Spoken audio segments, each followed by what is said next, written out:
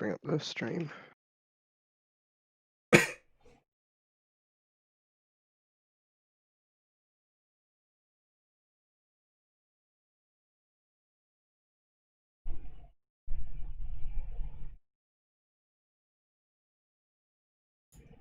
Yep. Just mute that. Okay, I think I'm nearly good to go. Is there something up with your mic or your voice? You're kind of quiet. Oh, I'm not sure. Oh, that sounds normal, I think. There was I sort of like muttered a bit before, and the first thing I said, or Okay. like maybe you sound a little bit raspy, but other than that, yeah.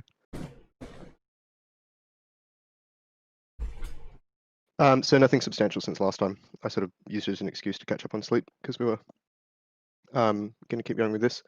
I did watch some of the videos a bit more though. Okay. Yeah. So we're on this Lulie one. I think it was 7 or 8, somewhere around there was where we're up to. Yeah, I think we did this sentence. Yep. And Yep. then I we're think we at the ended. one with Ray Scott Percival. Oh yeah. So I Yeah. started. One thing I was thinking, doing just watching more of the videos was that instead of spending too much time fixing up or adding notes to analysis of Lulie's quote, that I'd spend more time working on RSP stuff to sort of like make that better beforehand, if that makes sense. Yeah, that's fine. I had a read of his quote, and it's yeah, it's very different in a lot of ways. It's Yeah. I think a lot worse as well. I Like don't first know read. about worse. Like the Lulie one's kind of just bad the whole way through. So Yeah, okay. No, maybe I'll once I start looking at RSPs more, it'll be more obvious. Which ones? Well, if there is a better and worse type thing. yeah. Yeah, the important thing, I think, is that you try to do them yourself so that you think about them for a while. And then when you get other people's answers, you will learn more if you'd already tried yourself. Yep. But it doesn't have to be like a huge amount or perfectionist or anything. You just have to put a decent effort into stuff before you look at the answer, and then that works well. Yep. So one thing, that I haven't, there was some updates that I haven't pushed, I think. So like I edited slightly the Lulie stuff to just reflect some of the stuff that was wrong or stuff like that.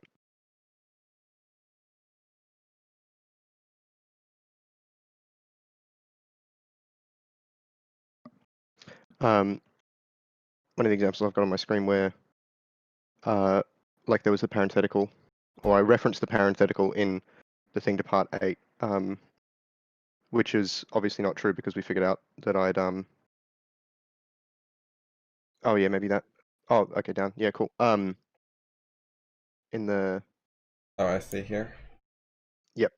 So I've just pushed that up, so it might take a minute or two, but if you refresh the page, it should come up shortly. Okay.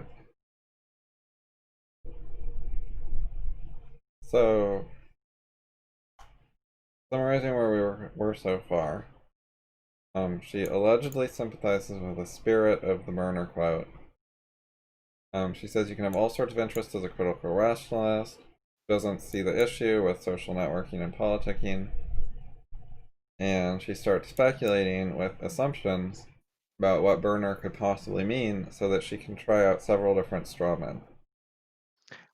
One thing that did occur to me thinking about it is that I think like when she says I sympathize with the spirit of the post, I think there actually could have been a decent um like if you just took that as the first words, then you could have actually written a decent reply after that. As in like if she took the spirit of the post being like critical rationalists need to like criticize themselves more for the tradition to like have to like grow better or to have more longevity or stuff, then I think she could have actually, or anyone could have written a decent thing there. It's just that what she's actually written then contradicts that. But yeah, because the spirit is so ambiguous, you could take it as like self-criticism sort of thing. Though I don't think that plays out very well as an interpretation either. Yeah, in the Birner quote, it did have some parts that you could engage with and come up with something okay. Like he brought up some decent issues to talk about at least. Yep.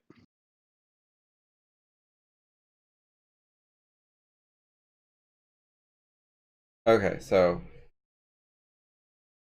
maybe the assumption is that people are not persuaded by argument, and instead you have to appeal to social status or bureaucracy. No response to this is given, though it's just sort of dismissed because RSP might agree with her, right? And the next part, RSP might agree with me here that this isn't true either. Yeah, his book claims this. That's why that's her excuse for name dropping.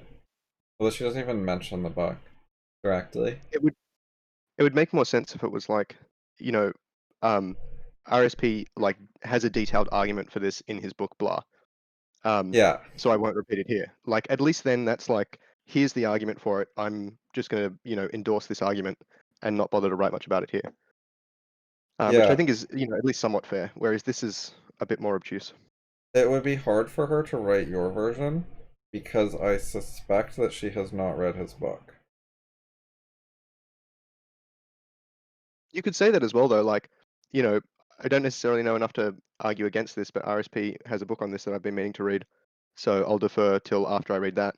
Though that would then play Yeah, I counter don't think to she the wants other, to say that. yeah, other themes that she's unintentionally sort of putting through here.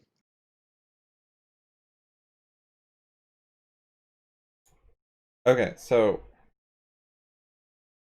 she says people are not persuaded by argument, and instead you have to appeal to social status or bureaucracy. This is not a just plain people aren't persuaded by argument, it's there are only two things that work, social status and bureaucracy, to persuade people. And uh does that seem like strange to you? Well, it's I guess like a false dichotomy type thing in that if people aren't persuaded by argument, there's a lot of other things they might be. Um, Yep, so definitely that. uh, that goes into the straw man thing. I mean, I'm not sure that Birner ever says particularly something along those lines. He sort of talks about social networking and like politicking, but that doesn't line up exactly with like it sort of overlaps a lot with social status and bureaucracy, but it also leaves like a lot more room in there um, Yeah, for I like agree. countercultural stuff or different schools or I mean we know that lots of different schools exist in like academic philosophy. Um, yeah, so it feels a bit one dimensional. Yeah, so next question. How does bureaucracy persuade people? I don't think it does persuade people. It seems like Does the she think it persuades people? Like, what is she talking about? What does she mean? um, well, so one thing is that she says like people aren't persuaded by argument. She doesn't say that social status or bureaucracy persuade people as such, just that you have to appeal to them. So that would be Right. like bureaucracy is then like a stand-in for authority and then appealing to like authority figures to give you permission or something like that. And it's the bureaucracy is the non-human way of putting that, I guess, without saying appeal to authority. That would be one way I could see it. But Yeah, I guess you can use bureaucracy to mean people with a specific type of social status, administrators, or something like that. there's But also like like administrators are an odd thing to appeal to, though. Usually you appeal to the social status of alleged experts. People who supposedly know a bunch about it. They're like a scientist, a philosopher, an author, or something. Um, Whereas appealing to bureaucracy sounds more like the dean, and like yeah. So why would that make well, sense? I was thinking about this in that you've definitely got to like satisfy administrative figures in universities, but I don't think they really care too much about what you're saying, provided it's not like politically inconvenient. Um, like I know that certain papers have either been told to like amp up or amp down CO2 related stuff or whatever else. There's that sort of thing, but they're, I think, more like going for volume and other signals because they want to appeal to either more senior administrative figures or competing administrative figures, and the content there usually isn't that important. So I'm not exactly sure why it would be as stronger, sort of like something tacked onto the end because social status doesn't fit enough. I've got a guess about what she means. Yep. Okay. So I think there might be missing words. So we've been taking it as people are not persuaded by argument, so instead, to persuade people, you have to appeal to social status or bureaucracy. Right? Like, we're reading it with these implied words. Yeah. The sort of by the the comparison aspect, the contrasting aspect, we're putting persuasion in there because the first half was about persuasion, or there's an element of that. Whether that's like you've got to persuade people to allow you to, do things by appealing to their social status or something like that. But it seems like that's in there. So here's my idea is she actually meant something else. People are not persuaded by argument, so to survive in academia, you have to use something other than argument. So you try to be high social status, and you try to make the bureaucracy like you so that they'll give you control over a bunch of hiring and grant Yep. money. Sort of integrate yourself with the bureaucracy. Yeah. That'd still be poor writing, besides the missing part that wasn't clear, because appeal to social status and appeal to bureaucracy would kind of mean different things. It'd be better if we had different verbs for them. Like Yeah. appeal to social status and make friends with Conform. bureaucracy or something. Yeah. But appeal to social status is the wrong word for this version. Because appeal to social status is what you do to win an argument. You're like, David Deutsch is really smart, you should believe his conclusion. That's how you try to persuade people. But if you're just using social status to survive in academia, like calling in favors and impressing people and so on, that wouldn't be appealing to social status. So I think that No. explains why we're reading it the other way.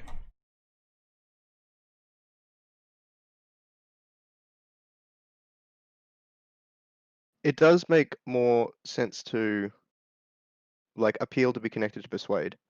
Um,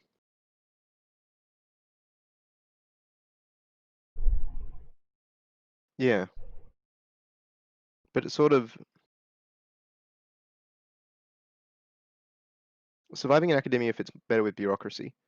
Um, I don't Yeah, know, I think maybe. it's just a bit broken. Well, one thing that I noticed that I do from time to time is uh, essentially edit the first half of the sentence when I'm halfway through writing the second half of the sentence. So Yeah. I'll end up with it won't match up properly. That might be what's happened here as well. In that she's just like unfocused, which I mean, yeah, I don't think there's too much contradicting that in the rest of the. Yeah, that definitely seems plausible that there was an editing error.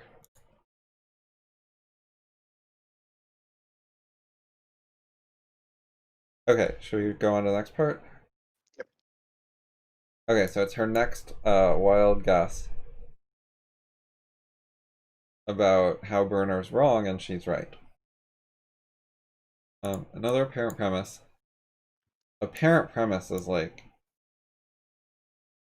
it's like strong and pushy. Like Yeah, it's previous, she was like guessing, but this is more.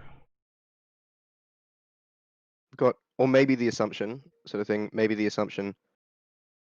There's a premise here, so it's sort of more similar to the first one, and the second two are more guessy. Or the second and third are more guessy. Yeah. Okay, so it's apparent I don't know why she premise. didn't. Well, she could have literally just said like the first premise, the second premise, the third premise, the fourth premise, like as opposed to yeah, this sort of it feels like she's responding to something that's less organized than it is. Like Birner's quote is pretty organized, I feel like, which is not unexpected because it's in like an edited book. But Yeah. but this makes it feel hodgepodge and inexplicit. Yeah, I think chaotic writing is pretty common. People don't want to be repetitive, so they just vary things a bunch. So she's like assumption, and now she's like premise. And it makes it sound like she has different things to say, and she's not just repeating herself all the time. I think it helps impress people who don't know what's going on. Whereas if it was all very Very, simple and straightforward and repetitive, they might be able to see what she was really saying better instead of being distracted by all the changes. which I mean, it's easier to have a lower quality of writing when your writing is distractive or fancy, um, because it takes more mental resources to actually keep track of what someone's saying. So there's less there for critical analysis. Okay, so another apparent premise is that the only way, so strong words, to carry on these ideas is through institutional academia, which does indeed have its flaws. You say, Birner's article does imply that to have ideas survive, you need to do academic politicking. The which does indeed have its flaws hedge is curious because it's unnecessary at this point.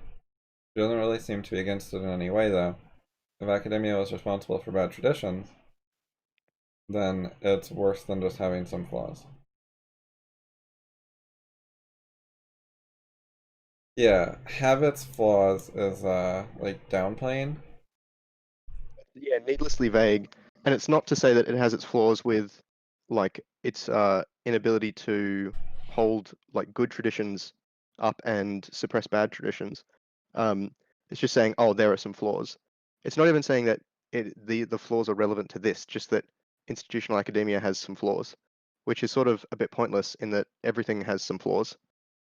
Um, it's a bit of a meaningless statement that yeah, I mean, I wrote at the bottom, like, I feel like this is making one concession to hide another. So I'm not particularly certain about that element of it. There's obviously like the downplaying sort of, which is a bit repetitive throughout this, Yeah. but other than that, I'm not quite sure what this is doing. Yeah, partly it's just like, of course it's not perfect, nothing's perfect, which is pointless. But I think there is a point to saying this, which is she's setting herself up as the judge and the wise person who's telling us the answers. It puts her in a Oh yeah, yeah. position of authority, which she's been doing throughout. So she's judging another thing, academia, and she's presenting herself as the nuanced thinker who knows about both the pros and cons of academia instead of being a partisan tribalist who only knows about one or the other. Yep. Like the neutral third party Yeah, sort of thing. Yeah. And then so that's why it's yeah. So it's there to enforce the like superiority of judgment sort of thing. Um, I guess that's so there's a general consistency with the rest of what she's writing. Um, it seems like this is probably setting up for the next thing then in that light.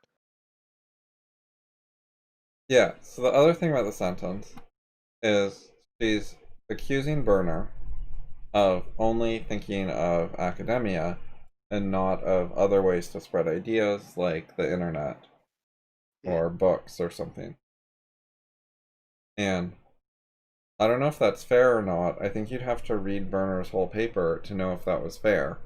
Because I don't know how much he's like focused on academia because he thinks it's the only thing that's really important for keeping the ideas alive, or that was just the topic he was talking about at the time, and it didn't imply that he disregards everything else. In the paragraph itself, he's talking about like philosophers and practicing scientists. And while there are like philosophers and scientists outside of academia, I feel like it's you know the vast majority are like in that field as such. Um, he's also expanding the field because he's talking about professionalization of it. So um, not just increased numbers, but then the definition is sort of getting bigger as well.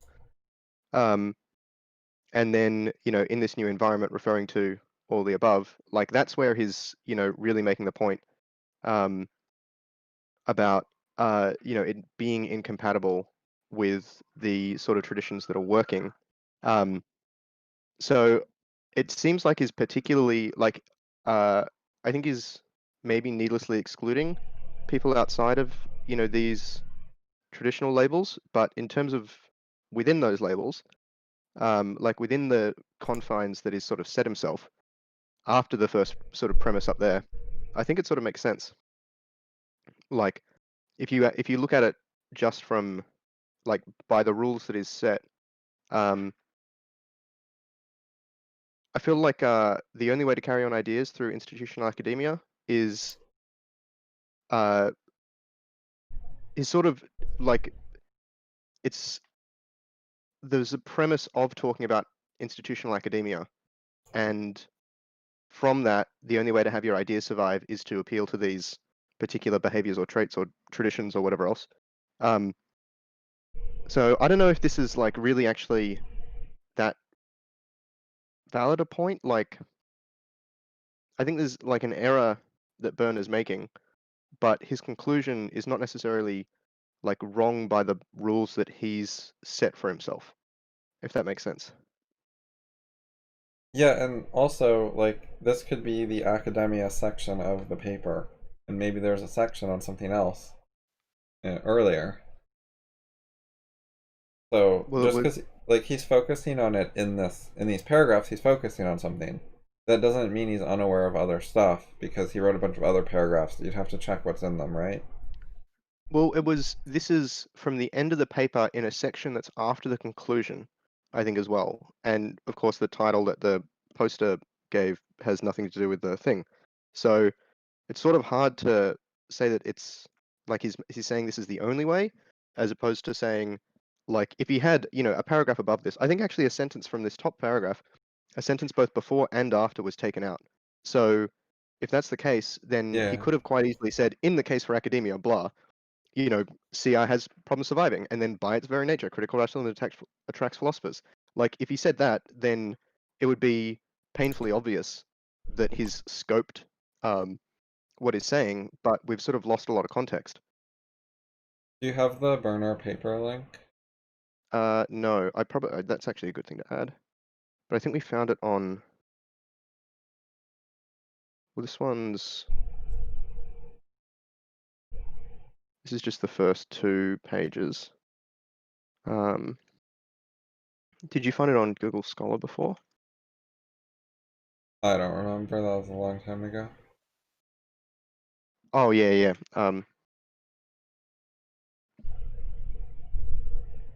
So I remember it from the video. So I think you found a maybe you searched for the book title.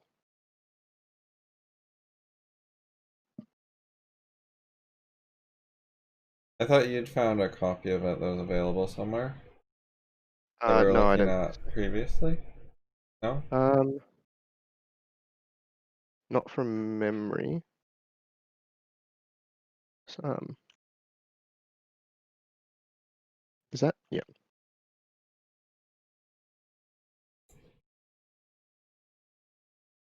Okay.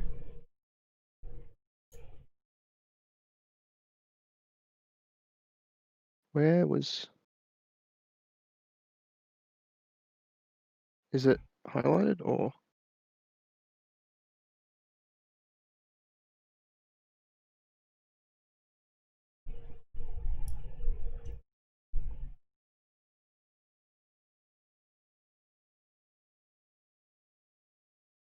Oh, I got it from ResearchGate. Page 198, apparently. Is that? I put the link in tutoring. Oh, cool, thanks. It said I had to log in, but then the download just started.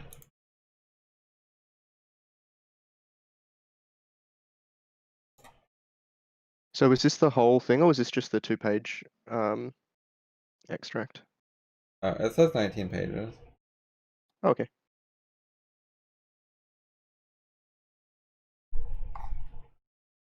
Oh, yep.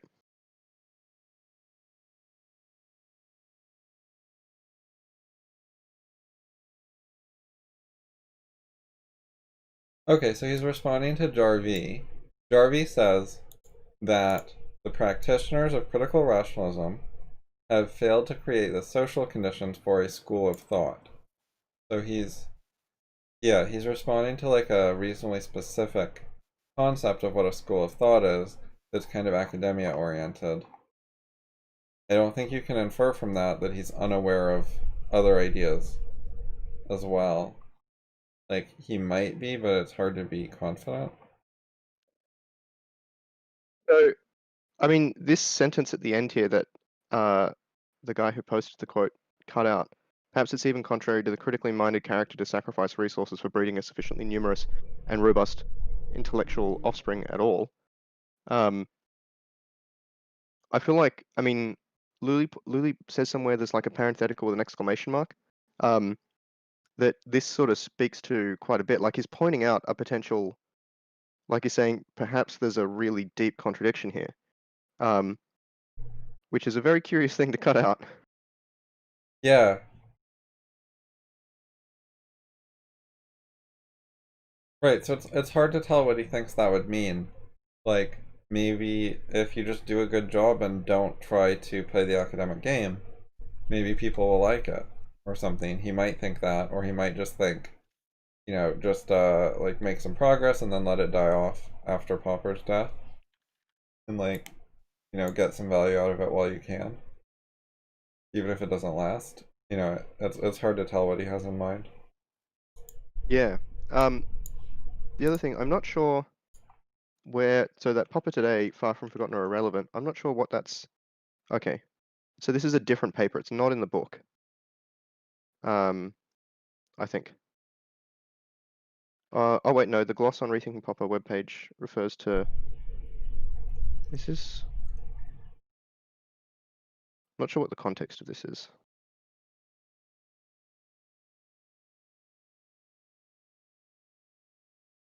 And Popper's continuing relevance seems like it might be a response to a response, because that wasn't what it was. So the PDF is called the thing that Birner refers to, but then that's not the title in the PDF. So I don't know what he's talking about. Yeah, tracking these things down can be tricky.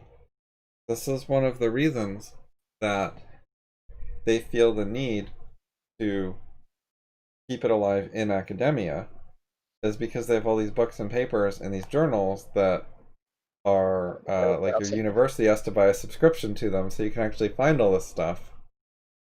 And there's poor access for the general public, so that's one of the main reasons the general public isn't more involved. They That's haven't all learned about Sci-Hub yet. Yeah, no, I mean, I've had friends or I've asked people to keep my accounts active longer so I had access to journals and stuff once I left uni, for precisely that reason, because it was hard to find otherwise.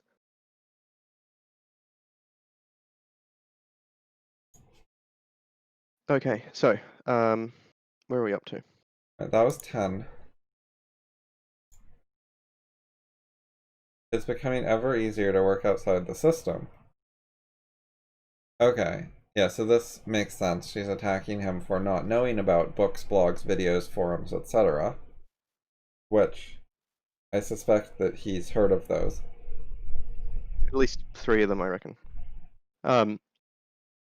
But yeah, no, it's I feel like this is a pretty disingenuous thing. Like it's, he's making a point about like the environment of academia, and she's saying, "Haven't you ever heard of the internet?" sort of thing, which is a pretty basic response, and it doesn't really answer the question in terms of if there are deep criticisms there, these criticisms might appeal or might apply to this as well. Like books are a social status thing. Blogs are, potentially pointless if you don't get readers. How do you get readers? Videos, you've got to apply, appeal to YouTube's algorithm if you want them to be shown to people more than just, who are searching your name. Forums can be, low quality and hard to find good stuff in. Like there's a lot of, issues with each of these things. They're not, a panacea. But she's just sort of treating them like they are. like they're not hard, that there's no challenges there that would be comparable. It's definitely good that they exist, but it doesn't like necessarily answer criticisms about why CR is having trouble. They all have, potentially the same sorts of issues. Yeah, okay, and she goes on to say, it's ever easier to even build intellectual communities and organizations to keep these ideas going. So she's saying how all this stuff is like pretty easy now. She doesn't actually say how easy, but she's suggesting it's getting pretty easy. One thing as well is I'm not really sure that, like, in terms of why she's saying that, I'm not particularly sure. Like, I don't think she's done many videos. I don't know about Exactly. any Yeah. How writing many that she's videos done. She has hasn't. she made? Where's her Yeah, forum? like, Where's her book? Where's her blog? I know of examples to these, like, but that's, via you and Curie.us and things like that, not, yeah, not her. So I don't know exactly what she's referring to there. It wasn't like she gave up a whole bunch of examples. Like, here are some excellent communities that exist outside of academia that, prove that this is like that good traditions can withstand, like, exist over time without this sort of institutionalization. Um, Even like in the where like she actually, two lines from there, two sentences, two short sentences. She says problems are soluble, but like, where's the BOI mailing list like now? Does she participate in anything that came out of that? Like, it's sort of, um, yeah, it's sort of pointing out that other things exist without then saying that they've actually been able to be used effectively. Yes. Yeah, and yeah, talking about things that don't work for you is notable. And I mean, I think part of what she wants to do is posture as someone who these things work very well for. And I think she's probably planning that in the next few years she'll totally do a lot of these things. And when is this from? Like 2015 or something? I think 2018, maybe it was earlier. Oh, I don't have the link to thing. Um, I feel like maybe it was 2017. I feel like 2 years ago Oh was. yeah, 2017. There's the one. Yeah. Wait, no, that's when the posts. Oh, yeah, it's probably 2017. Okay, so she's had like 3 years since writing this to do these things, and she hasn't. Not that we know of, at least, but it sort of feels like at least some of it should be known of. Yeah. So I think part of what this sentence does is it says, "Hey guys, like you're at this forum right now. Isn't it wonderful? And don't you guys love learning from books? And haven't you learned so much from books?" And so on. And upvote if you agree. Like it's a little of cheerleading for the place she's at, which was not a very good forum. Yeah, the one thing that does, yeah, I mean that, yeah, we didn't acknowledge in that last bit was that like Facebook is technically a forum. It's just like one of the worst examples for critical discussion that you could pick, um, which is probably why we didn't acknowledge it. But yeah,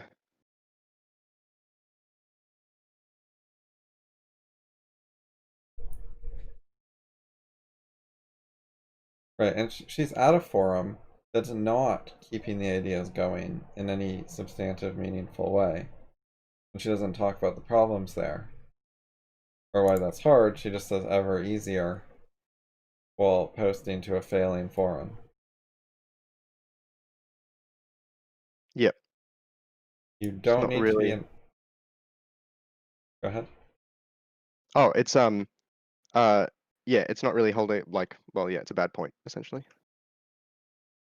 Okay. So she says you don't need to be an academic to engage with academia either. Alright, you say this is unrealistic.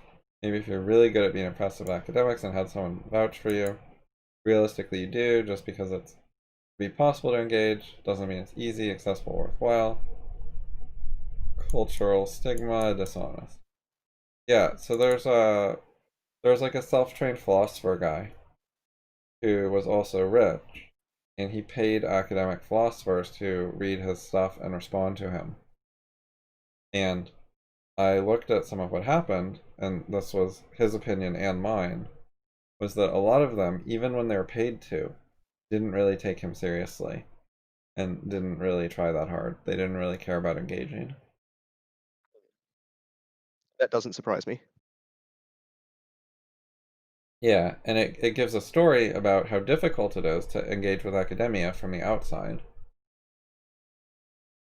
Well, if the criticism about academia being driven by social status in large part is correct, then this is unsurprising because academics are then, you know, like by Birner's argument, both selected for and must, out of their own behavior, select those that like only uh, are able to, like their the profit that they're seeking out of this is increased social status.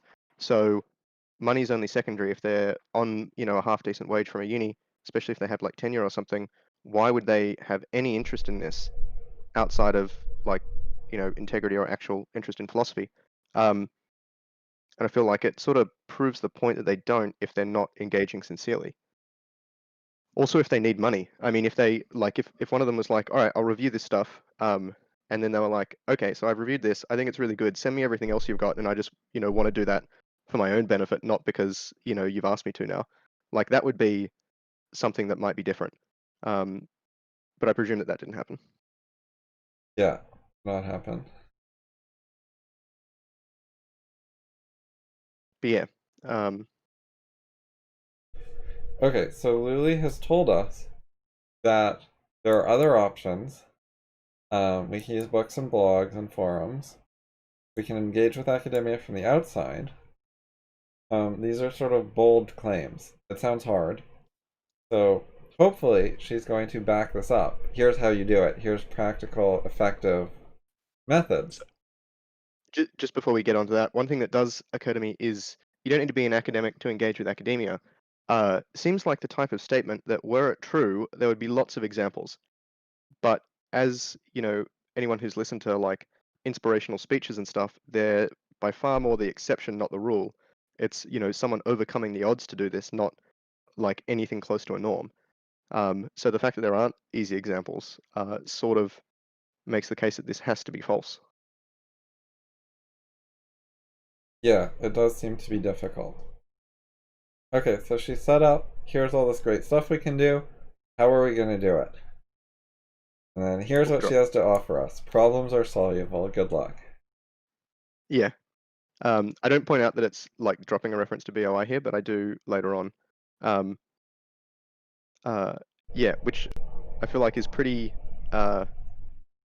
disingenuous at this point to, reference like arguably problems are soluble is like a theoretical statement about, like broad epistemology at the beginning of the book.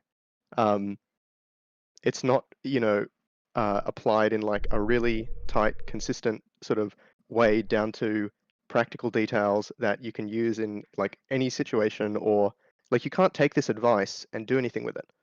The only advice you can, that really is there is if you put creative effort in after some time and with, decent enough thinking and criticism and whatever else patterns, you might be able to come up with a solution. But there's no guarantee of coming up with a solution either. That's like half of the other, parts of the book. Like, um, bad things can happen, but there's no reason they need to. Is the next few chapters is sort of on those sort of topics. Um, it's yeah, um, feels pretty lazy. Yeah, so problems are soluble, meaning there's no law of physics that makes it impossible for us to achieve the stuff she just told us. Well, it's gonna Therefore, no work problem. well. That's But, sweet. We're yeah, done. Our job is like so there's no law of physics against that. So from there, we can infer there is a solution to how to ensure CR survives without doing unpleasant academic tedium. But so she's just like, okay, so it should not violate the physics, so good luck, figure it out somehow. She doesn't seem to um, admit that she's just leaving the entire problem unsolved. it's just saying that a solution exists. Not just that, but a solution to something that's like downplaying and reframing the debate to like say that, you know, behaviors that would otherwise maybe be like completely inconsistent with CR, it's now just academic tedium. It's like the chores you need to do along with sweeping the floor, sort of thing. That get in the way of real work or something like that, and that, you know, there's no problems here with what the tedium is. It's just it's almost like putting it like a sort of problem that you might think you could automate, like because it's tedious or repetitive or something. Um, it's, yeah, hugely downplaying it. Yeah, definitely. She's changed it to tedium. That was not the issue. The issue was social networking and politicking. They're not merely tedious, they're dangerous. They don't So just eat up time, they can like corrupt your soul or lead you down bad paths or so on. um, I can't remember what I was either reading or watching something recently. But there was something about like when you have like false ideas and you try to act on them, um, like you can lie for a bit, you can, uh, but the people who don't lie, like the true believers, have a distinct advantage over this because they spend less mental resources. And the more that you do that anyway, the lying thing, like they're trying to understand like the rules and then manipulate people according to those rules, but have your, you know, integrity hidden inside or something. The more that you do that, the easier it is to become like the true believer anyway by default.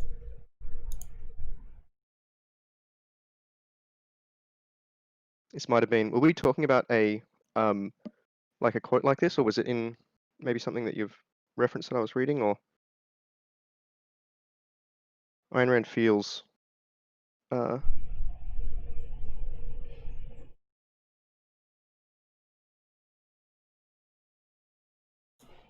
So this is related. This is what you reminded me of. That in a conflict between two men or groups who hold the same basic principles, the more consistent one wins. In a collaboration between groups with different principles, the more evil or irrational one wins. When opposite basic principles are clearly and openly defined, it works to the advantage of the rational side. When they're not clearly defined, but are hidden or evaded, it works to the advantage of the irrational side.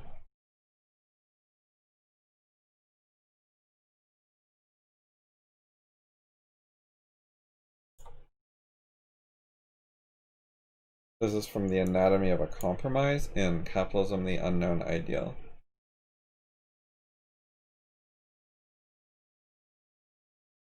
So it relates to how consistency can provide some power over the wishy-washy people.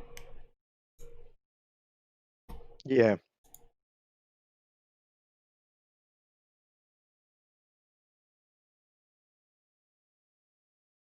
Um, one thing that just occurred to me in terms of looking at this, so she starts out this section. I can't actually remember how the section goes. Another apparent. Yeah, so yeah, so that paragraph does end with academic tedium. So she says, another apparent premise is blah, but it's easier to work outside the system. You don't need to be an academic. Problems are soluble. There is some solution to how do we do CR without tedium. Um, so like I guess the connection here is like institutional academia to academic tedium, uh, because like carrying on ideas is roughly like ensure CR survives, like is just the institutional the tedium part. Like she doesn't really identify what that is. Um, yeah, I feel like it's an odd way to sum up the the the thing, like the first sentence of the paragraph. Yeah, Sort of he's like is its flaws just tedium? Um, well, that's not clear yeah. at all. I don't know. She probably thinks there are other flaws. Oh, sorry, that's the doorbell. I might have mail. I'll be back in a tick.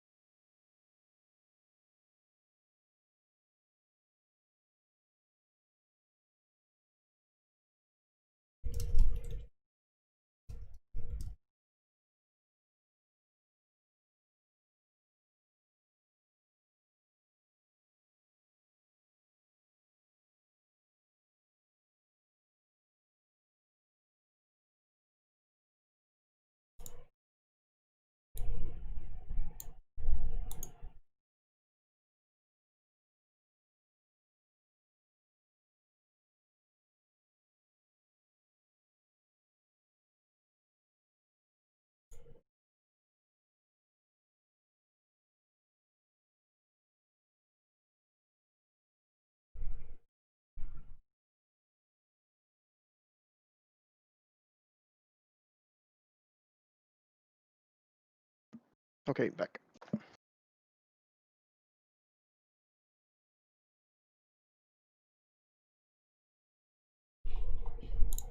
Okay, here's a question. What is the difference between institutional academia and academia?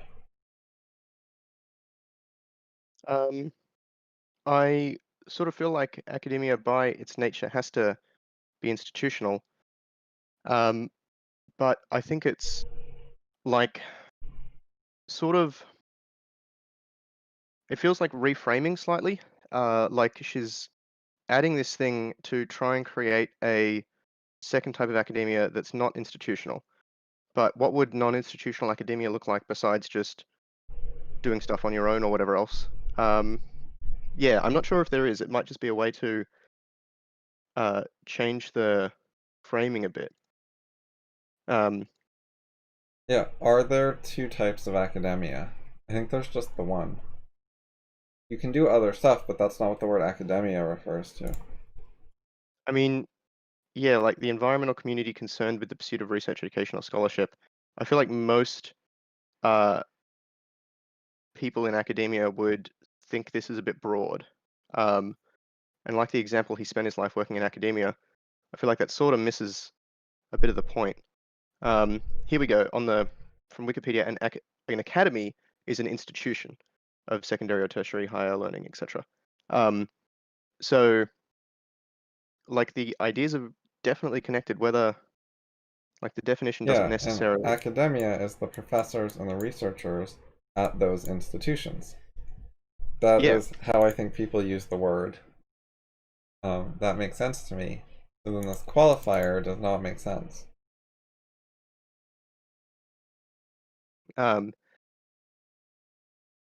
Maybe she thinks that there's some other kind of academia. I don't know exactly what that would entail. The phrase like halls of academia come to mind, which only really describes like a university. Academics are rarely, if ever, described outside a university context. If they are, it's like because they went to a conference or something, as opposed to not being part of a university. Yeah, she doesn't like bring up a different type of academia. She doesn't. There's no callback to this. It doesn't get used in the paragraph. Like here, she just says engage with academia, as if it's just one thing, which is the normal way Uh, people talk. the other, like, if you said to someone, one type of academia is institutional academia, what are the other types? And well, particularly if you asked academics that, I'm not sure there would really be any answers. Yeah, nothing comes to mind, definitely. So there's a sort of a dishonest framing of academia where she implies that it's institutional academia is somehow a subset, and that there's some superset, but then doesn't actually elaborate on that at all. Yeah.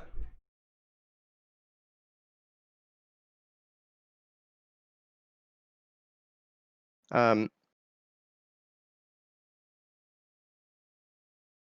yep.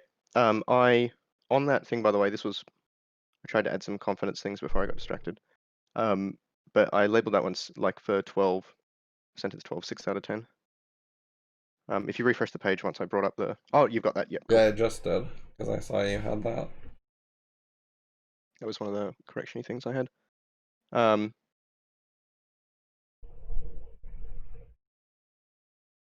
Yeah, that seems fine. Okay, so next paragraph starts here.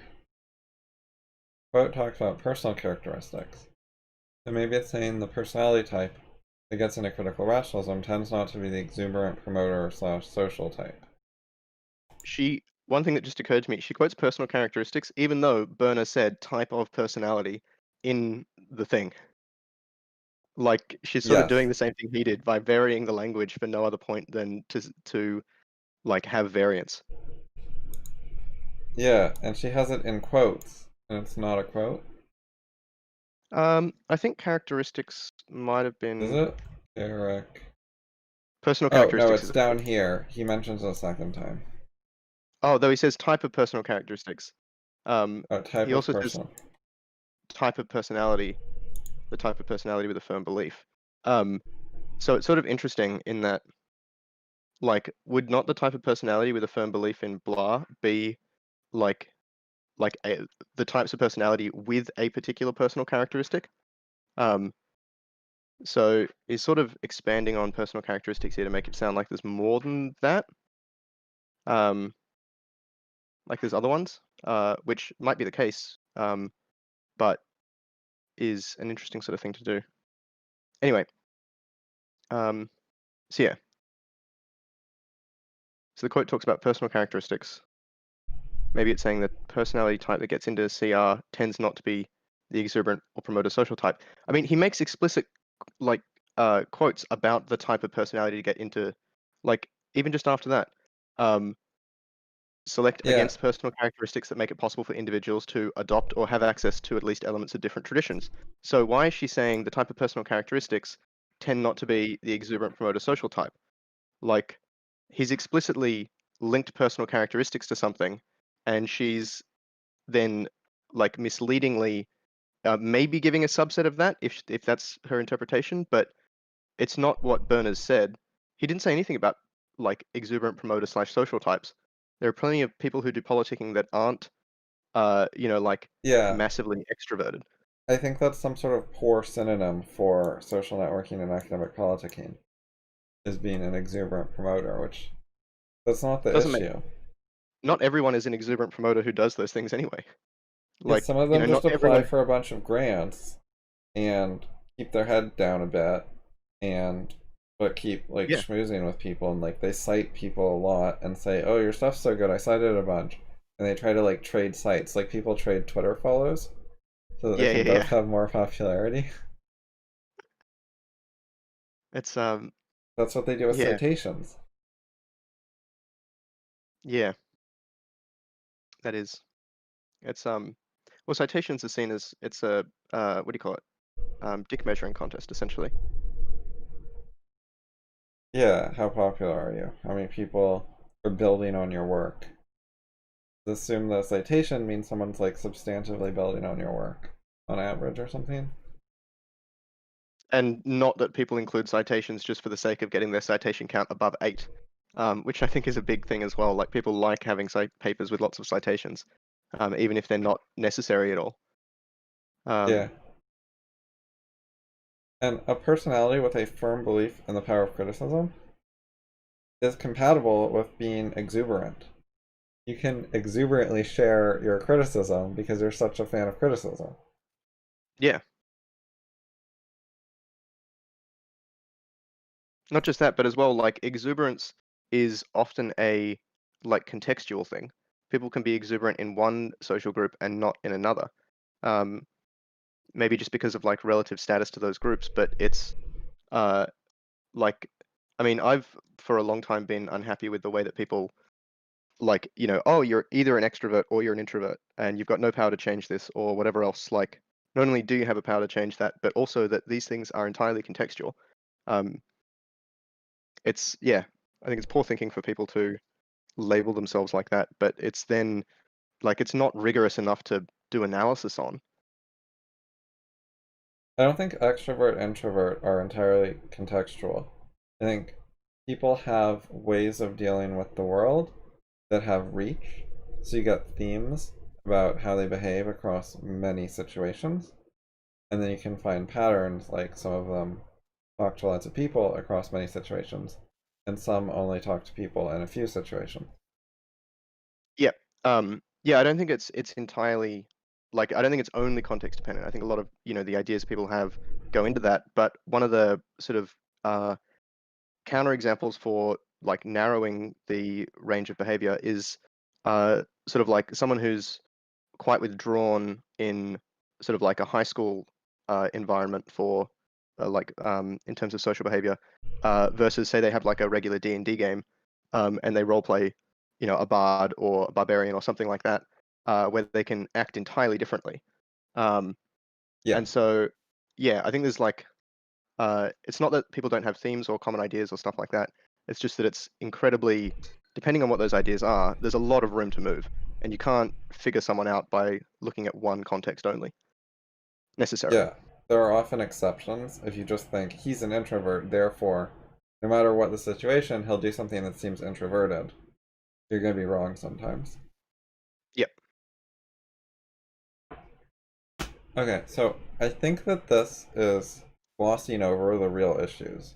He's treating the issue as CR people are stuffy and they have their heads in their books, and so they're not going out and making friends enough. And that's the problem, is that they're just kind of antisocial. And I think the actual issue is things like criticism can offend people. They'd rather if you just cited them and praised them, and then you can build stronger like social networks and trade favors with people. And so issues like trading favors and avoiding criticizing people because they're influential are incompatible with reason. It's not a personality type issue, No, yeah. or at least The other not thing, this sort, like not being extroverted enough. if you look at the times where Birner has actually talked about like personality stuff, um, so there's two times. The first is like type of personality, resource like devoting resources to social networking and politicking for the purposes of creating an environment.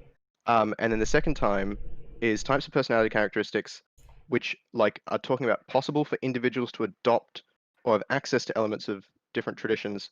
And this is in the context of critical rationalism and what it selects for. So under those like things there. These don't like it's they're very broad comparatively. They're about like behavior in particular environments and what critical rationalism selects for. Then like restricting it to exuberance or extroversion or things like that um, really doesn't like it's a pretty small subset of what Birner's talking about. Yeah, so Lulie's talking about superficial personality traits, like extroversion, whereas Birner is talking about more core traits like thinking reason is really important and wanting to seek the truth.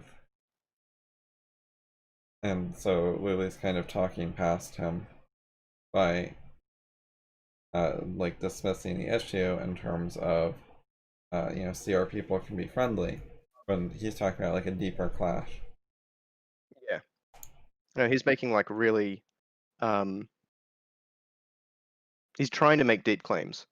Yeah. Like you can see that from his language as well, like where he says like power of criticism or stuff like that. He's not saying, you know, people who with a firm belief in like the ability of language to persuade people or something like that. Like these are trying to reflect deeper things about the world than just social stuff or like how people relate to each other. Um, he's trying to connect more things as well, like the environment to like the environment, the behavior for creating that, the type of personality, and like what's special about that thing, which links it back to CR. It's pretty nuanced, whereas Lulie mentions like characteristics, again, personality type, CR. So we've got, you know, 2 out of those 4, and then a shadow of a third sort of thing. Yeah, so maybe it's sane, and then exuberant promoter slash social type. That's not what it was saying. No, yeah. So this is yeah another straw man, um, downplaying, reframing, etc. Okay, so as an aside, the final sentence of the second paragraph seems to be saying, another one of these, just like the previous sentence, seems to be saying, quote, critical rationalists don't actually take the clash of ideas seriously, exclamation point. This is so vague that it's hard to deal with. It's also like I think it's not just that sentence.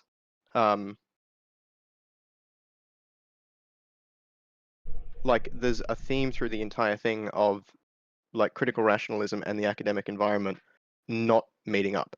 Um, so this is like the conclusion in terms of if like CR people don't like adopt other stuff, then it risks becoming extinct. That's not. I don't think that's the essence of like the clash between the other things. Um, like that's just a conclusion that he's making based on all the other stuff. It's like saying if CR people refuse to learn the language that the majority of other people speak, then it's going to be hard for their ideas to survive and they risk becoming extinct.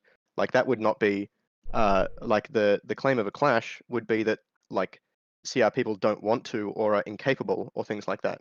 So the clash is like in these other words, um, like incapable, um, like less prone, I guess, things like that. That's where the verbs about like clashing are. Um, like selecting against. Um,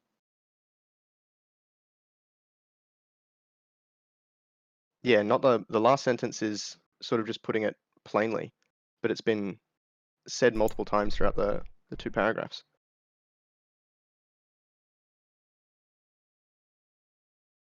Yeah, so it's hard to tell what not taking the clash of ideas seriously would mean. One of the things it might mean is not being interested in other ideas. Like, our ideas are great, let's not worry about debate, because we already have the great ideas. Who cares about those other guys? Which doesn't sound very CR to begin with. It doesn't sound like the people Birner's talking about who believe in the power of criticism and are not social networking well enough because they keep criticizing people. Well, that would be that, like, if you were taking, like, the clash of ideas seriously, one of the ways that you would try and do that is by going out and, like, talking to people and having critical debates and stuff. So a Yeah, criticism of how people go about those debates is incompatible with a criticism of not taking the thing seriously, unless people are just doing it for fun, which seems antithetical to the idea of talking about them as philosophers. yeah, so it sounds like maybe their problem is that they take the clash of ideas seriously. They want that. The other people are like, nah, let's just cite each other and be friends. We don't need clashing of our ideas to learn. We just need to help each other get as much grant money as possible. In which case it's not the CR people who are failing at this clash of ideas thing. Um, I think Lulie's accusation might be related to the CR people failing to agree with and adopt some other ideas. But, I mean, you can fail to agree with and adopt ideas because you took the clash seriously, like you had criticism of them. You cared about which one was true and you investigated it a bunch, and that's why it was hard for you to adopt this other idea. Um, it can I be mean, lack. Go ahead. oh, it can. So similar to that, the claim could be that the ideas clash because CR people like aren't putting in enough effort to integrating the ideas to be compatible or something, which isn't necessarily compatible with CR, but it is compatible with like what people from the rest of academia would think would be a problem. Um, but both of those things presume that people in CR are actually trying to take it seriously. They're just doing a bad job of you know dealing with the clash, that problem of the clash, as opposed to not recognizing it or not, thinking it's a big deal. Yeah, so it can be easier to adopt alternative ideas and get along with them and cite them and so on if you don't look too closely at them. You don't care that much about debating them, Mhm. and you don't take them seriously. And that reminds me of the Feynman story about the math textbooks. Are you familiar? No, I don't think so. So he was on a committee to help decide what math textbooks they would use in public schools in California or something. I think it's California. And for most of the people, it's very easy for them to adopt any of the math textbooks because they couldn't really tell the difference or what was wrong with any of them. And so they got gifts from the publishers, which was totally not allowed, but they were all doing it. Essentially bribes. So it was easy for them to get along with people and stuff because they weren't critical thinkers. And then Feynman refused every bribe, read every textbook, took detailed notes on them, figured out what was wrong with them, went to the meetings, and people are like, "Oh my god, you actually know what's in them," and they start asking him all these questions to try to find out what's in the books they didn't read. And yeah, a bunch of people had ranked some book in the middle that was not out yet, and the publisher was like, "We're gonna finish this later." Feynman couldn't rank it, and a bunch of people hadn't even noticed that the book was not available yet. Oh wow. Yeah, okay. So that's how easy So it is. You can adopt a book that doesn't even exist yet if you're not a critical thinker. yeah. Was there a like happy ending as such? Did reason Oh actually end no, up I happening? don't think there was. Sorry. Because I could imagine, like, yeah, one of the reasons Feynman tells the story is because at the end of all that, all his effort was sort of for naught, and then they just were like, "Oh, okay, cool. So everyone's had some input now. Should we have a vote?" And then just did a show of hands, and it's like, "Okay, we're going with this one," without Yeah, he um, might have had like some influence in the short term, but I think basically he didn't help the problem. yeah, it's sort of a shame because he obviously, was a good thinker and put in a lot of effort to that. Uh, and then, yeah, what I mean, even if uh, like his first choice was the one that was selected, if a year later that was, revisited by a different committee that he wasn't invited to, it's still a waste of time. Um, it's actually even like potentially worse because then you get a situation where like what do you call it? Textbook publishers can cycle, textbooks, and all the schools need to buy a new version of a different textbook, and et cetera, et cetera. But yeah. Yeah, so it's hard to tell what she means by take the clash of ideas seriously. There's different ways you could apply it, in which they do it more or they do it less, and it's hard to tell where she's getting this from what Birner said. Okay, so she says, but truth is connected. Um, Well, so what does so this but refer to, do you think? Oh, you asked that. That's exactly what you yeah. asked.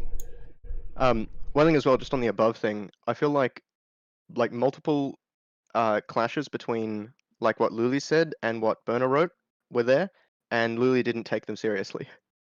Like she sort of Yeah. points out that he's making this point, and then she like actually then goes and does the thing. So anyway, that was I thought it was odd for her to point that out, particularly as a parenthetical.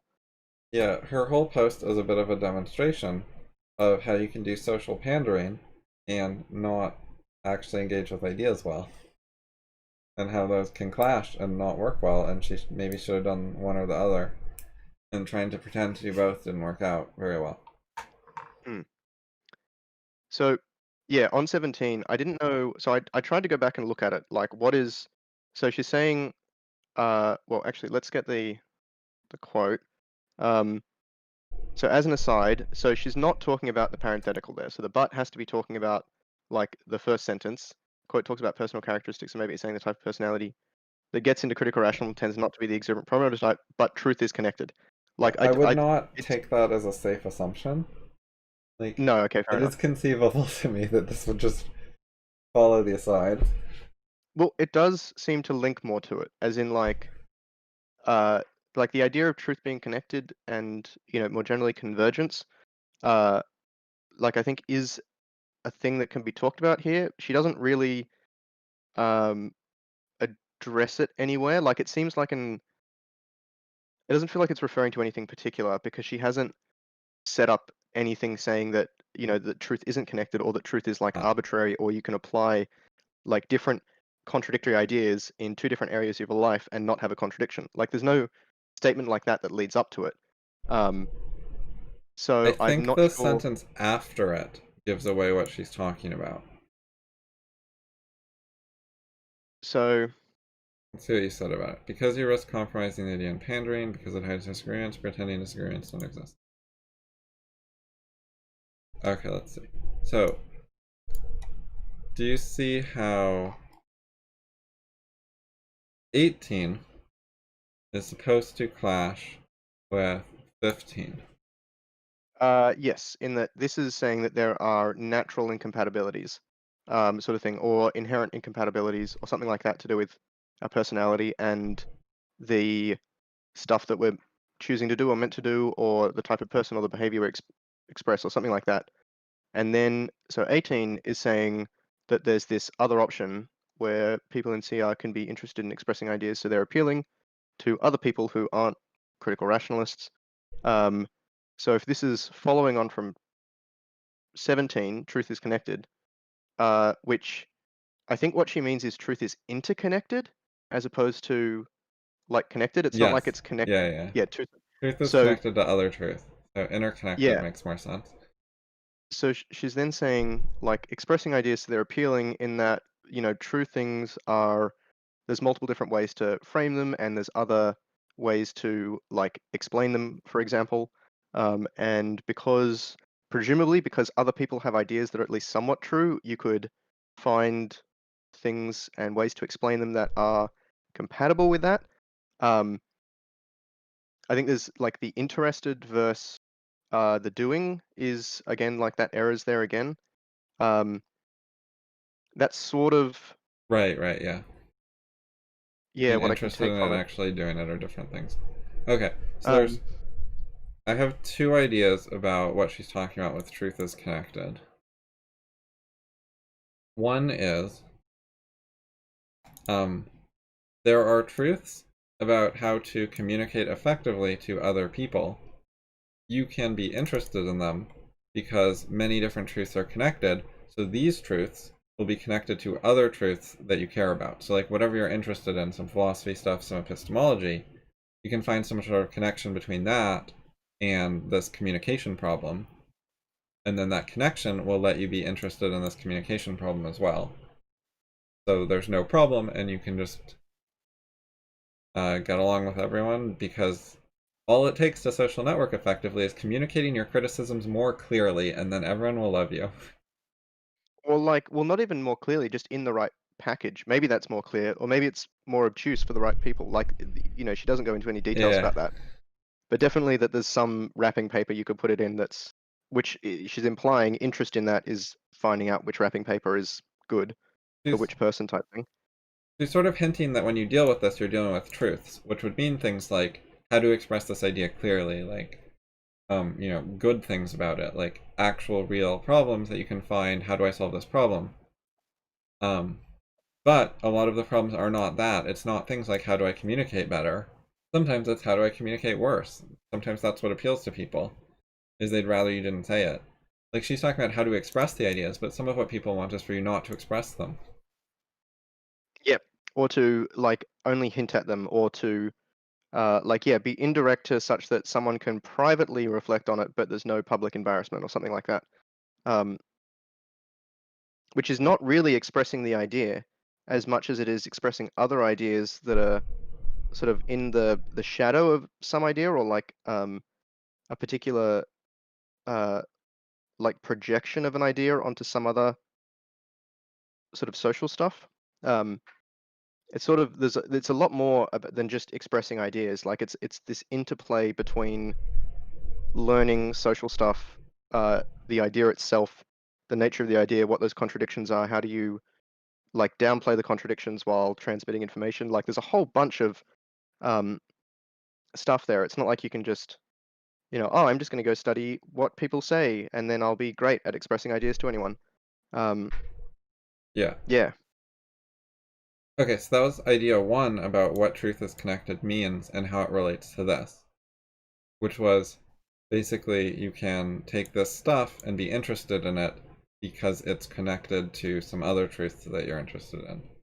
Then yep, idea number two is truth is connected means you can take whatever your audience knows and then whatever truths you want to teach them and find the connections between those two things. You can build on whatever your audience already thinks because it should connect in some way to other truths like CR. And that makes it possible to express ideas in appealing ways because you're building on the truths they're familiar with. but that doesn't mean that like you can be building on like things that people think are true, uh, but you can't build on everything that someone thinks is true as such. Like a proportion of what they think is true is wrong, and some of what they think is true is like close enough to the truth to be useful for this sort of thing. But there's going to be conflict there. Yes, I agree with you. You're not going to avoid conflict via this method because they have conflicts in their own minds, which are going to come up as you try to do this. Yep. So both of those make sense. I think both of them, uh, yeah, like in terms of risking compromising the idea, like I think that's one of the biggest things that she doesn't address is that it's it's easy to compromise an idea trying to make it appealing by like not addressing uh, like conflicts or pretending that they don't exist or downplaying certain aspects of it or only delivering one side of it so that you don't really consider other sides that are like necessary for a full explanation. Like there's a lot of ways of doing like uh, this part badly such that it like really isn't a good thing to do. Yeah, she doesn't seem familiar with some of the problems with social networking and then just sort of dismisses it as if they were these minor problems like, oh, I just don't feel like it today. Whereas it's the real problems are more like, I see things that are bad about the things it seems like I should do. I have reasons that I actively don't want to do them. Not just, oh, I don't feel like it because I'm not exuberant. Yep. So that's the end of the paragraph, and then we get into the final paragraph, I believe. Yeah, Yes. which unless I've made a mistake is two sentences. 19, 20, 21. Three Oh, this. sentences. There's a short one at the end. Yeah. Yep. That was just off the end of my page. Yep. Okay, so 19. New people from diverse intellectual backgrounds are getting interested in Popper regularly via Deutsch, who is himself still writing about critical rationalism. Okay, so where is DD writing about CR? That is a good question. Um, it's been 3 years since Lulie wrote this. Where are his CR articles? Was Possible Minds released after this? Yeah, Yeah, okay. So that's not, well, I a haven't read little his, bit that's semi-related. but it's mostly, I imagine, AGI, which is pretty specific subset. Like BOI spends one chapter out of what 17 on that. Um, yeah, so I've got no idea what she's talking about here. Like Yeah, Twitter. he is working on a book that one day might come out and have to do with CR. So that's sort of like fine. I mean, and maybe Lily knew about that 3 years ago, and that's what she's referring to.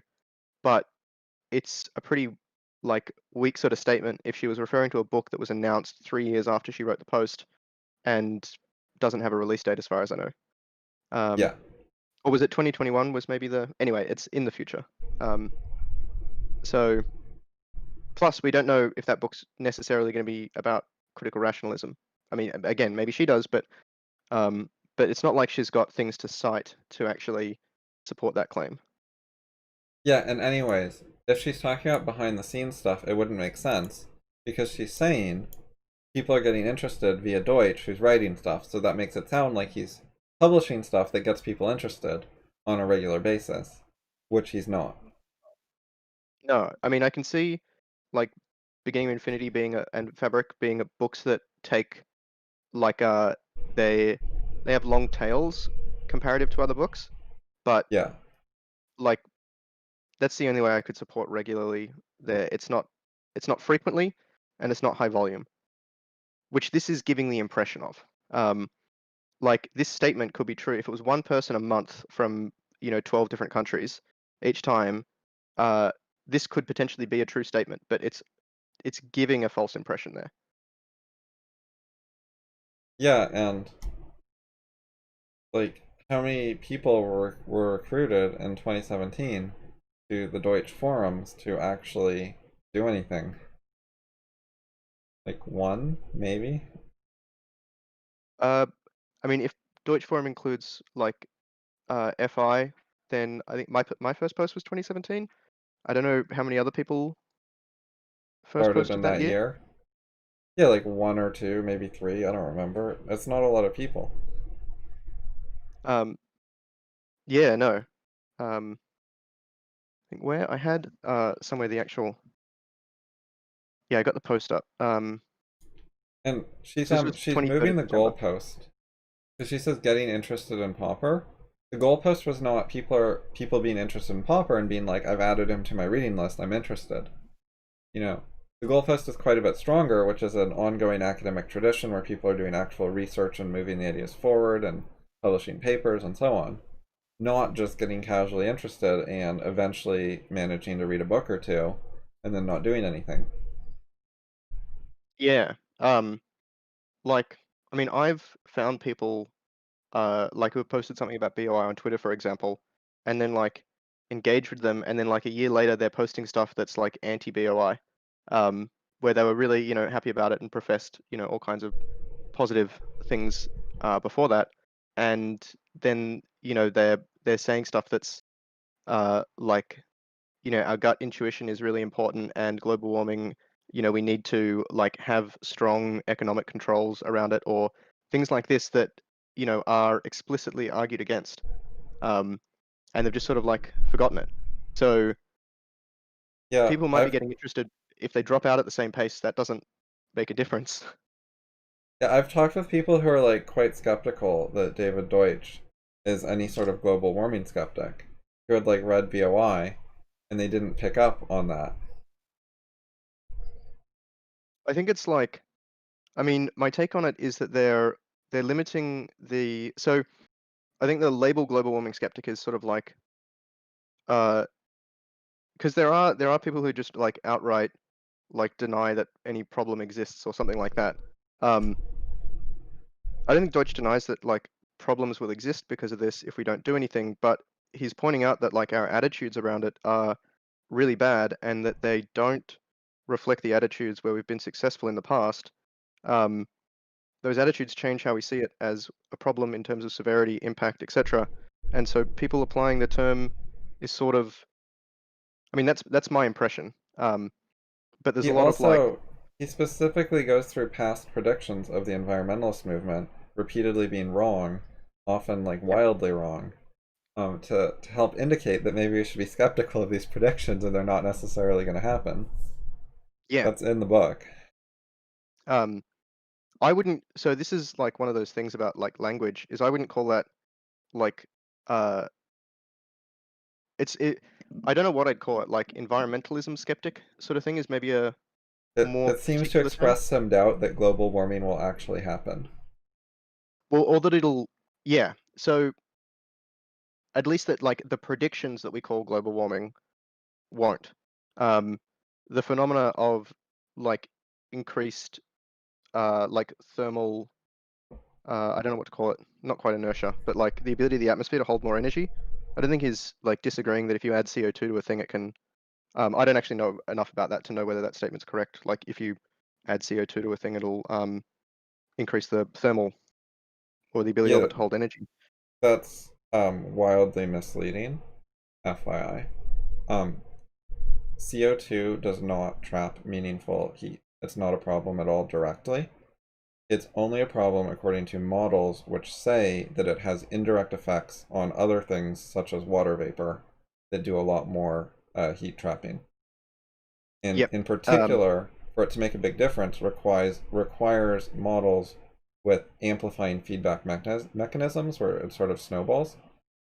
this is like it increases the acidification in the ocean, which has some negative impact on some particular forms of life, which decrease the amount of photosynthesis, which like something like that, or that that kill organisms in Yeah, such a way that they don't there's a break down chain of as much reasoning, methane or yeah, and they it's just keep spreading the belief that the CO2 is just a greenhouse gas that traps in the heat, and that it's not a chain of reasoning where it has some effect according to certain models, which are known to be sketchy and in doubt. is so the interesting point about that is that if they did acknowledge that, they wouldn't be able to like trounce around all these graphs of CO2 versus temperature. Well, they Um, do acknowledge it. It's just not in the mainstream media that's acknowledging it, but like the academics and oh the yeah, yeah, sorry, yeah. international panel and of experts and whatever acknowledge things like this and put it in their reports. Um, yeah, yeah. Um, the dominant narrative, I guess, is what I was focusing on, just because of terms like global warming skeptic feel Yeah, like dominant narrative terms. But the that's not like if you look at like, or if we took a sample of like memes or something about that they wouldn't, I imagine, at least not from memory, they don't really acknowledge that sort of stuff. Um, but yeah. Anyway, I don't know enough about that in any case. But yeah. No, I'm not surprised that people don't pick that up from BOI. Like that was one thing that like really changed my mind on the ways that we should be dealing with problems, and that the ways that people were trying to deal with uh, like problems related to global warming or pollution or whatever else were like simplistic and ideological in a way that proper like I guess integrity won't express. Um, like if they had more integrity to the ideas, then I think a lot of the stuff that's suggested is incompatible. Um, yeah, it's maybe a way to put it. yeah. A lot of what people do is they remember the things the book said, and they don't think about the implications of the principles. They just remember like the specific examples, and they have a lot of trouble applying any ideas to other examples or situations. They have very fragile knowledge that's like everything's hard coded. Yeah, yeah. Um, I mean, that's when I think about like that chapter. a few ideas come out of me. One of them is like he uses a phrase like thrive in a high temperature environment, as in like we have to figure out how to do that, which presumably we will anyway with like planetary colonization at some point. But also Easter Island is an example, and the way that those two BBC programs framed the thing, in that the 1970s version looked at it from like these people had a bad idea and followed it to their doom, and David Attenborough looked at it like this is a cautionary tale about how like man's balance with the environment. Um, yeah, and how that second one is wrong. That's not a good way to deal with that problem because you never actually deal with the essence of it. You just try and restrict yourself so that you don't run into problems. You diminish yourself as the solution, as opposed to criticize your ideas. Yeah, tangentially, I listened to a podcast episode about Easter Island.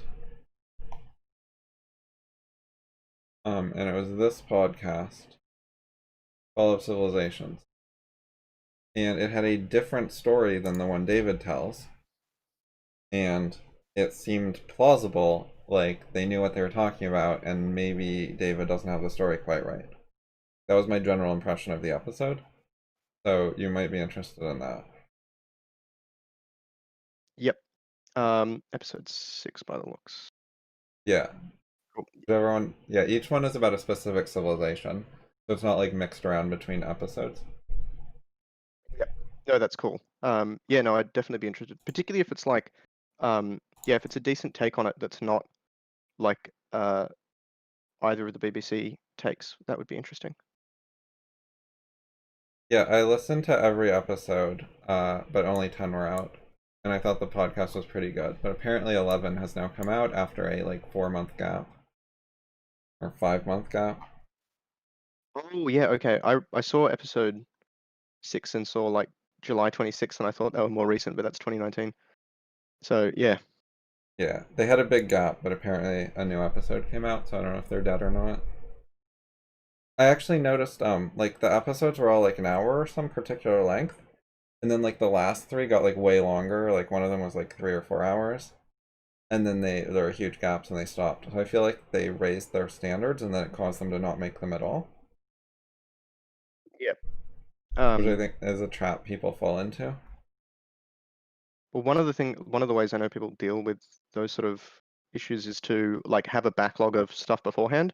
But when you like if it takes a long time and a lot of effort to create a single episode, then it's hard to have like 3 episodes in advance already produced. Like that might have taken them, like 6 to 12 months based on their like episode 2 is Jan 21st, 2019. And then do they have episode 3? No, okay. So 4 is 2 months later. I mean, I think it exists. It's just missing on their website for some reason. Another 2 months, another 2 months. So it seems like there's 2 months between each like hour-long episode in that case. And then the gaps got worse at the end. Yeah, there's a month, 2 months, 2 months, 3 months, or two months, and then yeah, 6 months. Cool. I'll put that on a list. Okay, so we've got diverse intellectual backgrounds, which I'm not sure there's much support for there. I tend to get resistance from diverse intellectual backgrounds for sure. Oh yeah, that's a good point. A lot of the people who like Deutsch's books come from similar backgrounds. Yeah. There's quite a bit of overlap. Yeah, I can't imagine like BOI does not appeal to like there might be multiple disparate groups that it appeals to, but it's definitely not generally appealing such that it covers like really wide swathes of people. Most of the people who I know who have tried to read it and stopped, like hated the first few chapters. Like they weren't interested in that sort of thing. Yeah, I think it appeals to like math nerds and computer nerds and science nerds. And that's not that diverse. Yeah. I mean, it's like astrophysics, like history of physics. Maths obviously comes into it, but a bit later. Like, the first few chapters are pretty much like historical science context, as well as then epistemology. If you didn't like those things, I feel like it'd be pretty hard to get through the first, like talking Yeah. about like, photographic plates. Anyway, but yeah. And it's hard for like mainstream philosophers to like the book because it's Popperian tradition and like contrasts with them a lot. It's like On, anti-induction and stuff.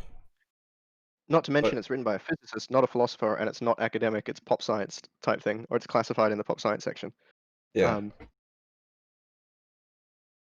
but yeah, but But it's yeah, not of a, she's overly optimistic and he is misleading us or lying regarding what's going on with David's writing and the rate of new people getting interested in a significant way and so on. yeah, And so regularly is one of those words that's technically correct, but people frequently misinterpret oh, it as yeah. frequently, which I is what mean, the she means frequently, like a regular basis that isn't like really far apart. yeah. Yeah, and then she Also, the amplifies it immediately with there's a lot of craving for these ideas lately. like from where? I don't know, and like I wonder if she thinks there's even more craving now in 2020. Like, is this just amplifying over time, or is it staying the same, or has it gone down? Like, is there just always a So lot of craving? which rational skeptic communities does she mean? Like, two that come to mind are Less Wrong and Our Philosophy, both of whom are pretty much anti-Deutsch. Occasionally Yeah, something pro-Deutsch gets posted, but it's usually taken in like a really narrow context or something like that. I've seen that a few times, but I've seen much more in terms of that's like either against that. I've seen misinterpretations of Deutsch like being posted as pro-Deutsch. Like, yeah, it really doesn't feel like I don't know what community she's talking about, but and also rationalist slash skeptic communities, which ones of those don't already have some like pseudo-canonical understanding of how to think about truth and knowledge? Isn't that what they form around? Otherwise, aren't they just groups of confused people? I don't know how much they form around that. Like, maybe some of them are just we should figure out this reason thing. But the Yeah. less wrong certainly formed around already having a particular idea about how reason works.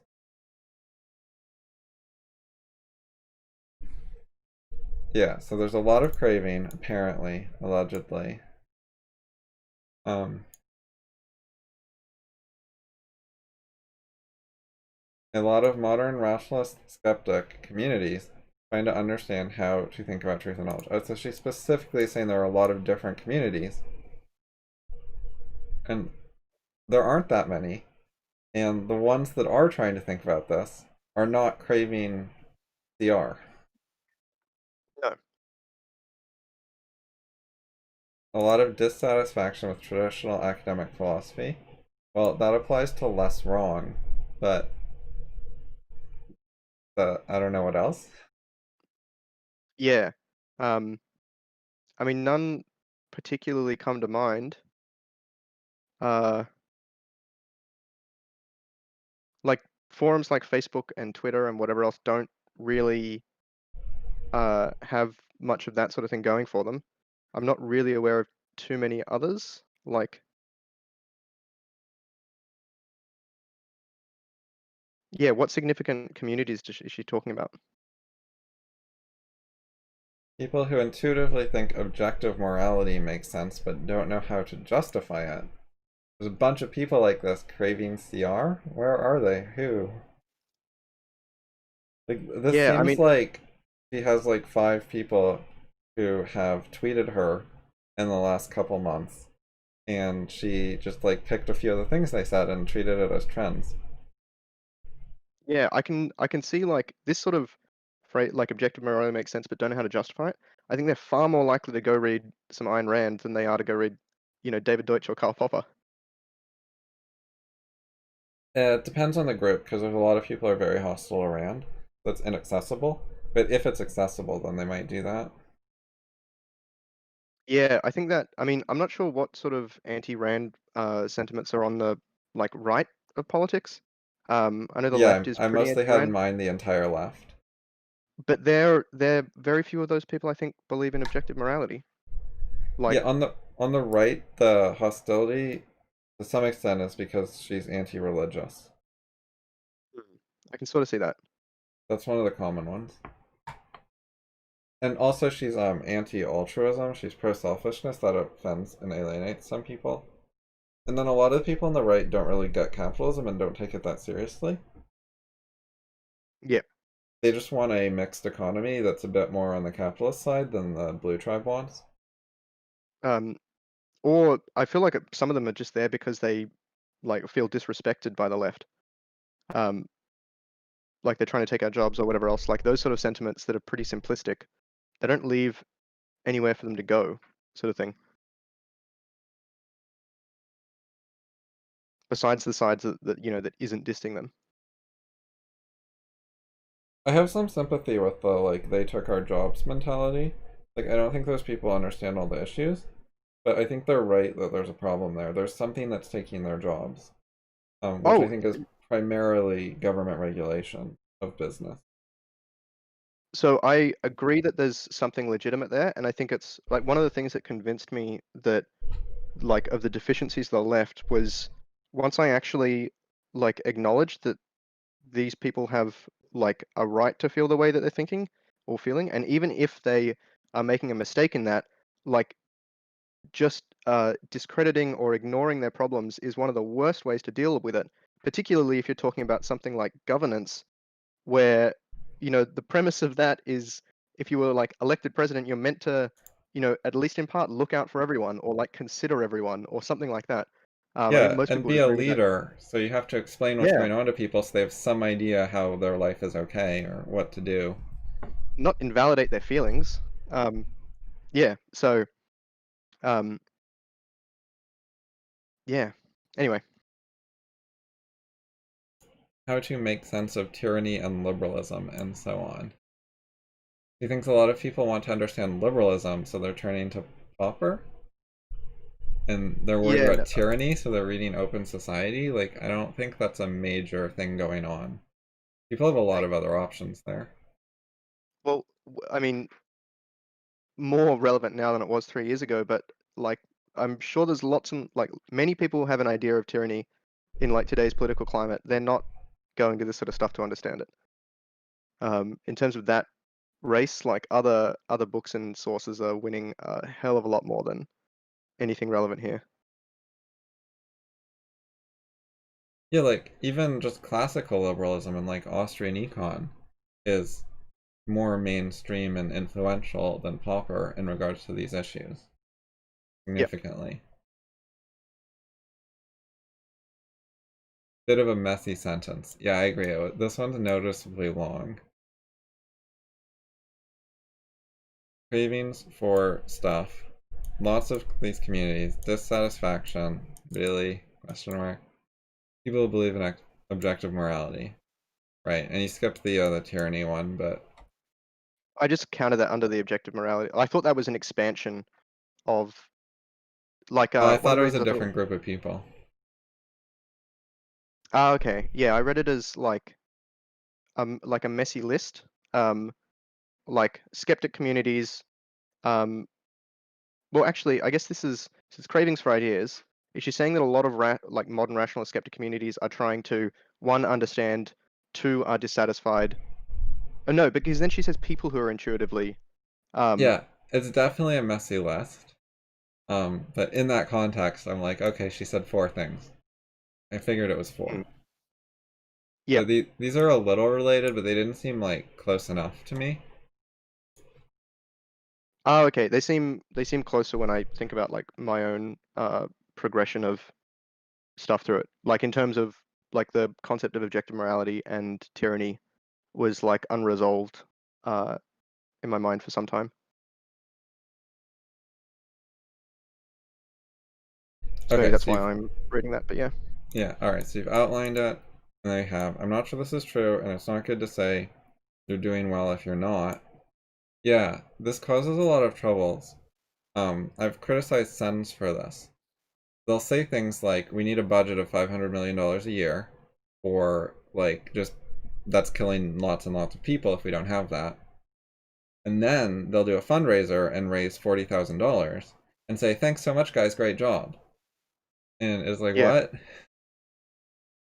No wonder you don't get the big bucks because you got 40 grand and say, great job. Like, you're not expressing the problem in a clear and consistent way of what situation you're really in.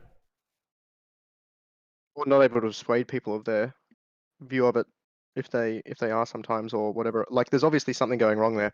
If their aim is $500 million and they're getting 50 grand. That's three orders of magnitude, four orders of magnitude. Um, Yeah. I'm it's pretty a sure big I've seen difference. fundraisers in that ballpark. They're just nowhere near. I mean, it's not their only fundraiser for the whole year, but still, they're nowhere near what they think they want. I think this is one of the things with fundraisers is there is social pressure to always succeed to some degree. So you see this with like crowdfunding stuff where they change the goalposts or whatever else. Yeah. There's pressure to always be like we did so well. Um, there was what do you call it? Yeah, no, there was a South Park episode um, where Carmen gets AIDS and they raise $17 or something. And yeah, and the MC is like, and we've raised more than $17. And it's one of those like, you always have to act like every fundraiser was a success and everyone was fantastic for doing it. And you all gave enough and whatever else. You can't make people feel bad for doing that sort of stuff. When you Partially said because you're selling South them. Park, I thought of a Hmm? different relevant episode where they declared that the average male penis size was like 2.5 inches or something, so that almost everyone could be above average. Mm. So that's another. I mean, yeah, Moving the goalpost set the average really low. yeah.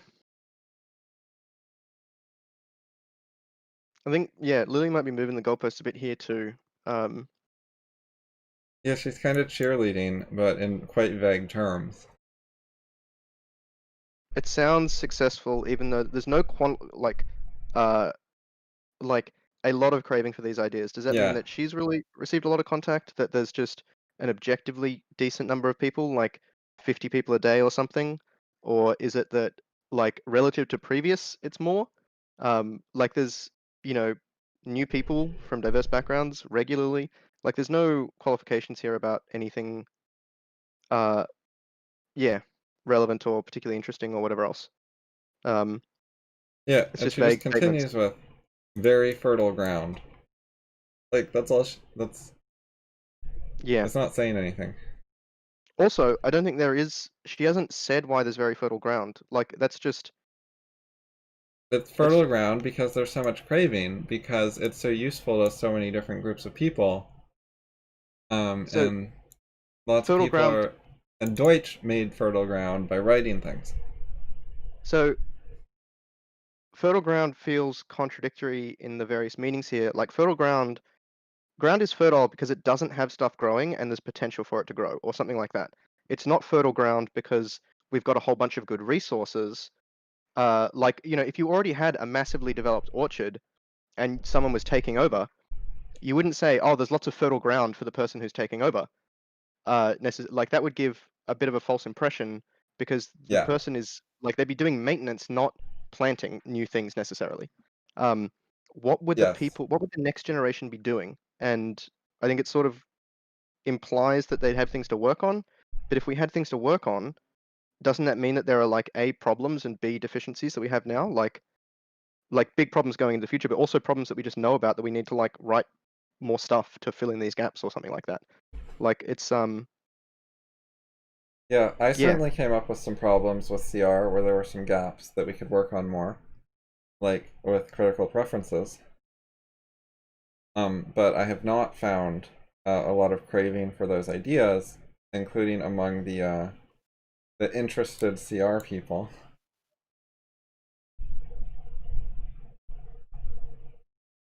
Yeah.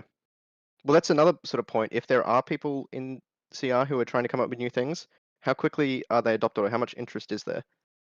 Because, uh, yeah, I mean, there's like this BOI, there's the other book that was not even another book was mentioned. It was just that Ray Scott Percival was like name dropped.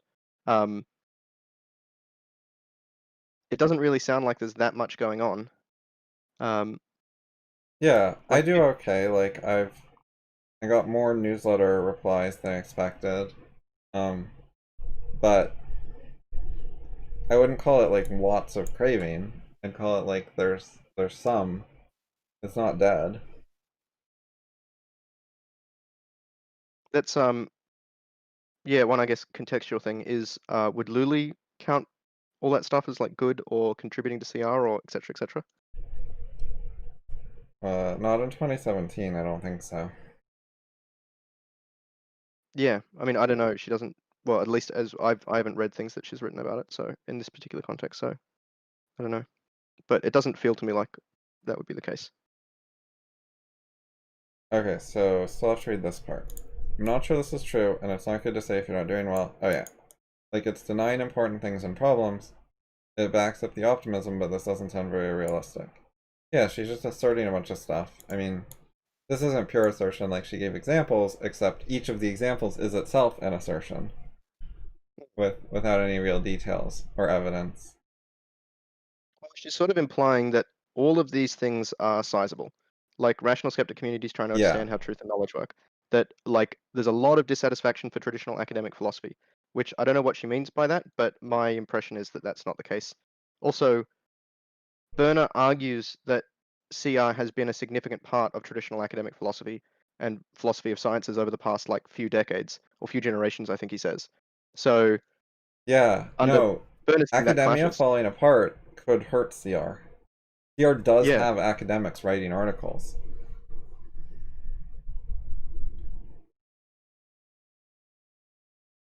but yeah, so she gives all these assertions as examples. So also, if people are learning badly and taking away half-baked ideas, that it's not very good. It's maybe better than what they had before, but it's not what they should be doing. Yeah, this is a very common thing.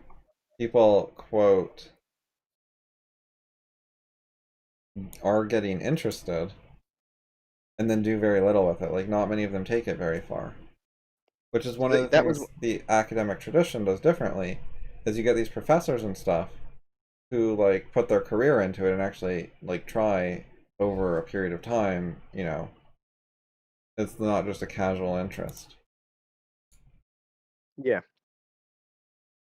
That's one of the things that I feel like is yeah, that she's missing from that is there's no follow through that she says. She says that people get interested in it, which is basically like learning that Popper exists is one way that people could get interested. It's not like, you know, really following up or like, you know, going out and buying his books or things like that. It's not like they're okay, now I'm gonna like study Popper for the next year and really understand what's going on. That's not like what's going on here. It's sort of just like a passing interest of like, oh, I didn't realize Popper did that sort of thing. Um, yeah,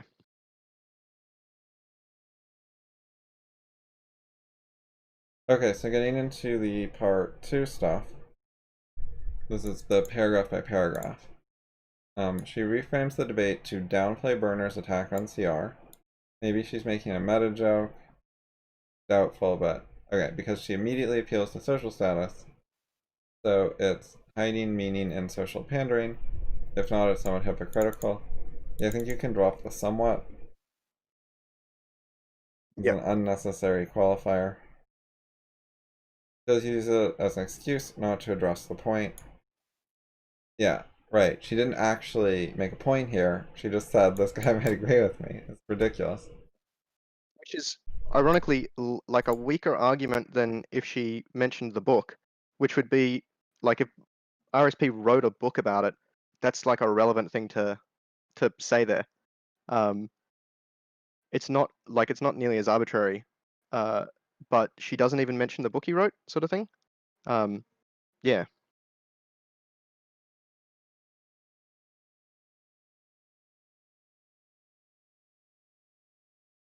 She downplays again with words. I think that it's partly she's presenting a bit of a low effort attitude. Like digging up a site can be seen as try hard. And she's trying to bring him up casually so she doesn't look like she's chasing him too hard. I think there are social dynamic factors in this. Deliberately tag him though. Yeah, I mean, she wanted him to reply, but she wanted to make, like, she wasn't making a big deal out of it. It was just in passing, in the middle. Low effort. Downplays again with words like another apparent premise instead of acknowledging the extent of what Birner is saying. Correctly identifies that Birner claims certain things are necessaries, but evades answering properly because she mentions some things that, on the whole, aren't very effective at doing the things she says they do. Like books, blogs, videos, forums. Non sequitur, maybe reframing to downplay. Academic tedium, right, because that was not the issue, wasn't tedium. It was having to actively do networking and politicking. Which the problem with them isn't that they're tedious, it's that they're like destructive potentially. It sounds a lot better than CRs incompatible with environments where one's ideas can survive. Still didn't take it further. To criticize academia for having a bad culture, social agility, dodging the confrontation. UI reference dropped without applying it very well. Yeah. I just invented the social agility term. I'm not sure if it's any good or not, but just as a... Don't think I Yeah. invented anything else. I mean, it doesn't seem especially reusable or important, but like it's okay. Like I think it's fine to just use. Yep. It's understandable enough for this. More hedging, downplaying, reframing. This is the exuberant social promoter part. The maybe exuberant type, which is not similar to what Birner said, where he was talking about this other stuff. Yeah. Points out something really serious and completely avoids dealing with it, even though it's crucial to the extract. Oh, the Birner quote. She also said she sympathizes with the spirit and has an exclamation point. Truth is connected is confusing, bit of a non sequitur. And her suggestion is potentially dangerous to truth right after she said, but truth is connected. Yeah. Misleading, suggesting things incompatible with CR. Look more open-minded, fairer, calibrated to reduce social friction. Yeah, she's just sort of saying, like, why can't we be friends with everyone and do all these things, and what's the problem, and everything's great. There's other ways to like if she wanted to keep doors open for like discussions in the future and not have people think that she's as hostile, I mean, it contradicts, certain things she was trying to do with the post, but can add stuff like, I'm not necessarily convinced if someone's got a good reason that, these other things can be, compatible where I would otherwise expect them not to be, like, I'm happy to have that discussion. Like, she can add, something like that, that's a less explicit hedge, on whether things are compatible or not, but she sort of just goes out of the way to say that, like, basically anything can be compatible if you try hard enough. Yeah, problems are soluble. I don't have any idea how, but there's fertile ground. Okay, so final paragraph, optimistic claims, which she knows aren't true or should know. Yeah, I think that's fair. She has enough, like, community knowledge. And if she didn't, she shouldn't say it either, since she has no idea what's going on.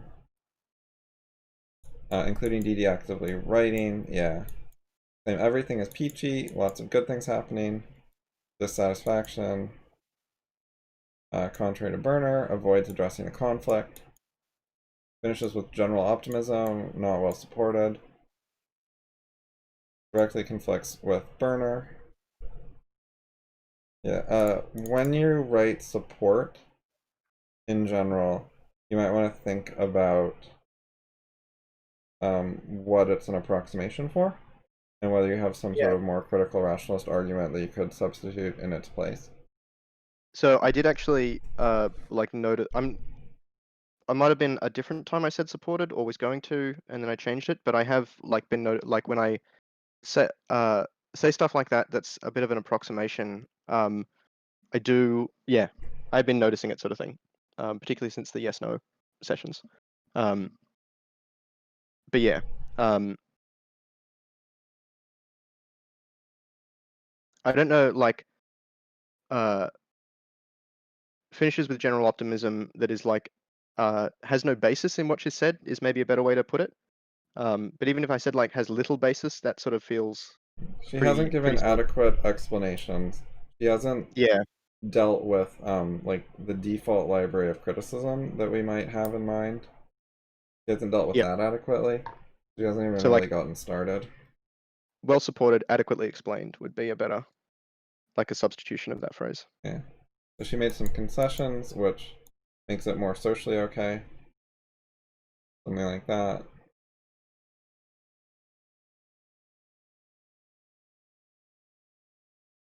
Okay, so for next time, if you have more questions about this stuff, write them down and go through the videos some more and work on the RSP passage, I think. Yep, I think that's a good plan. I'm on number 3 at the moment. Is most of the video content dealing with Lulie, or does the second half deal with RSP more? I think it's Okay. mostly Lulie in those videos. Okay, cool. I might sort of like skip ahead and see what you're analyzing, and just to sort of gauge how much I can watch Yeah. without. Yeah. I think I did that the other day. I think there is some stuff with RSP, but I can't fully remember. But yeah. Okay. Cool. Sounds like a good plan. I'll catch you in 2 days. Okay, bye.